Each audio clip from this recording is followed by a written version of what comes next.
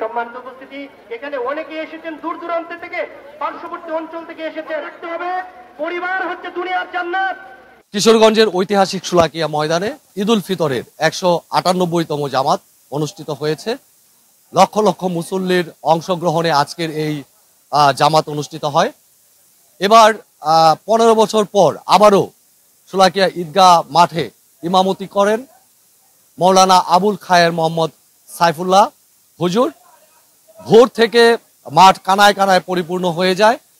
জামাত শুরুর আগে মাঠে জায়গা না পাওয়ায় আশপাশের রাস্তাঘাট এবং আশপাশের যে ভবনগুলো রয়েছে এবং মাঠ রয়েছে সেখানে কিন্তু মুসল্লিরা অবস্থান করে এই জামাতে অংশগ্রহণ করেন।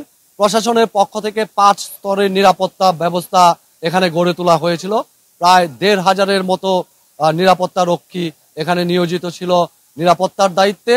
পুলিশ, র্যাব, বিজিবি ছাড়াও সেনাবাহিনীর সদস্যরা কিন্তু নিয়মিত টহলে অংশ নিয়েছে, যেন নিশ্ছিদ্র নিরাপত্তার মধ্য দিয়ে মুসল্লিরা সুন্দরভাবে এই জামাতে অংশগ্রহণ করতে পারে।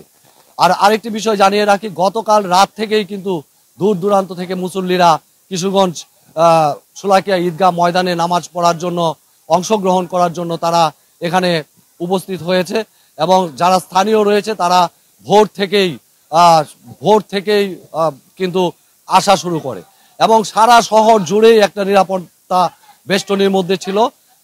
যে সকল মুসল্লিরা নামাজ পড়তে এসেছেন তাদেরকে বেশ কয়েকটি নিরাপত্তা তল্লাশি চৌকির মধ্য দিয়ে এখানে আসতে হয়েছে।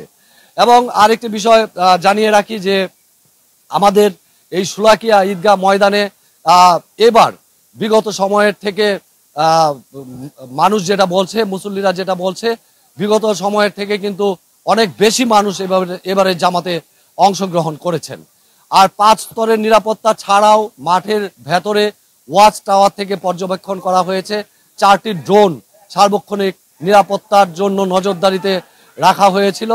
মোট কথা নিশ্চিদ্র নিরাপত্তার মধ্য দিয়েই এবারের ঈদ অনুষ্ঠিত হয়েছে। আর মুসল্লিদের আসার সুবিধার্থে দুইটি শোলাকিয়া স্পেশাল নামে 2টি ট্রেন সরকারের পক্ষ থেকে ব্যবস্থা করা হয়েছিল। একটি ময়মনসিংহ থেকে ছেড়ে এসেছে এবং একটি ভৈরব থেকে ছেড়ে এসেছে। নামাজ শেষে মুসল্লিরা মুনাজাতে অংশ নেন এবং সেই মুনাজাতে তারা বিশ্বের মুসলিম উম্মার শান্তি কামনা করেন এবং দেশের সুখ এবং দেশের মানুষের সুখ ও সমৃদ্ধি কামনা করেন। ফিলিস্তিনিতে যে নৃশংস হত্যাযজ্ঞ চলছে তা যেন বন্ধ থাকে, তার জন্য আল্লাহর কাছে প্রার্থনা করা হয় এই মুনাজাতে। আর যারা অংশ নিয়েছেন মুনাজাতে এবং জামাতে, যারা দূর দূরান্ত থেকে এসেছেন তাদের সাথে আমরা কথা বলেছি। তারা যেটা জানিয়েছেন যে এবারের যে ব্যবস্থাপনাটি ছিল, উজু থেকে শুরু করে নিরাপত্তা ব্যবস্থা এবং যে সারিবদ্ধভাবে জামাতে দাঁড়ানোর যে ব্যবস্থা, সব দিক দিয়েই কিন্তু মুসল্লিরা এবার সন্তুষ্টি প্রকাশ করেছেন এবং এবারের ঈদ উল ফিতর সুন্দরভাবে উদযাপিত হওয়ায় প্রশাসনকে এবং বর্তমান সরকারকে মুসল্লিরা ধন্যবাদ জানিয়েছেন।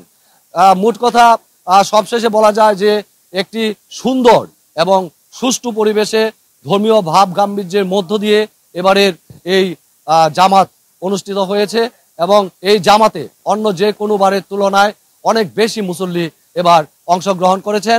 শিশু থেকে শুরু করে বয়োবৃদ্ধরা পর্যন্ত এই জামাতে অংশ নিতে দেখা গেছে।